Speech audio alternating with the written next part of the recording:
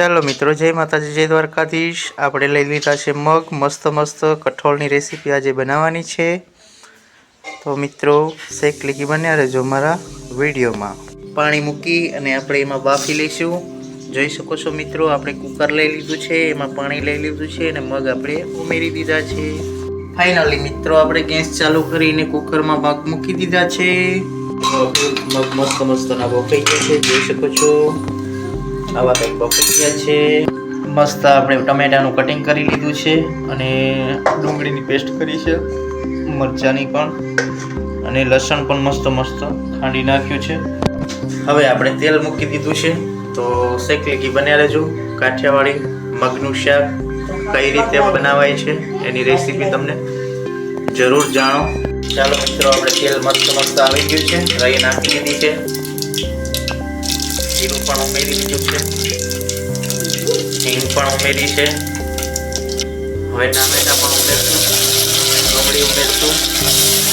જોઈ શકો છો મિત્રો, એનો મસ્ત મસ્ત વઘારે બનાવીશું, જોઈ શકો છો।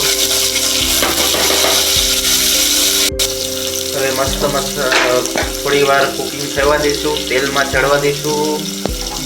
મરચું પણ ઉમેરી દઈશું, હળદર પણ ઉમેરી દઈશું। હવે મસ્ત મજાનું આપણે મિક્સ બનાવી લઈશું, મિક્સ કરી નાખશું। જોઈ શકો છો ટમેટા બરોબર ચડી જશે, જોઈ શકો છો મિત્રો। મસ્ત મસ્ત વઘાર બનીને કમ્પ્લીટ થઈ ગયો છે। મીઠું પણ ઉમેરી દઈશું આપણે।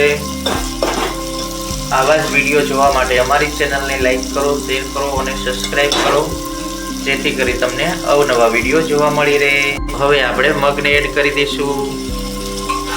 જોઈ શકો છો મિત્રો, આપણે મગ બાફેલાનું મસ્ત મસ્ત કઠોળ શાક કરવાની રીત તમે જોઈ શકો છો।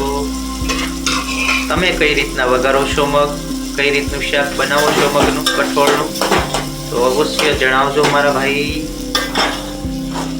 વિડીયો અમારો ગમે તો લાઈક કરજો, કમેન્ટ કરજો અને શેર કરજો। આવું મસ્ત મસ્ત શાક બની ગયું છે। હવે થોડીક વાર પાકવા દઈશું। આવા જ રેસીપીના વિડીયો જોવા માટે અમારી ચેનલને સબસ્ક્રાઈબ કરો। તો આવી રીતની કંઈક બનાવવાની રીત હતી, જોઈ શકો છો મિત્રો।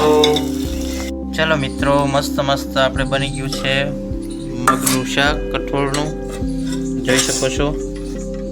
આવું કંઈક કઠોળનું શાક બન્યું છે, બાજરાના રોટલા છે, જોઈ શકો છો, ને મગનું શાક આવું છે। તો આવી કંઈક હતી। તો કેવો લાગ્યો અમારો રેસીપીનો વિડીયો? સારો લાગ્યો હોય તો લાઈક કરજો, કમેન્ટ કરજો અને આવા નવા વિડીયો જોવા માટે અમારી ચેનલને લાઈક, શેર, સબસ્ક્રાઈબ કરજો અને ફરી વાર મળશું। ત્યાં સુધી બાય બાય, જય માતાજી, જય દ્વારકાધીશ, હર હર મહાદેવ।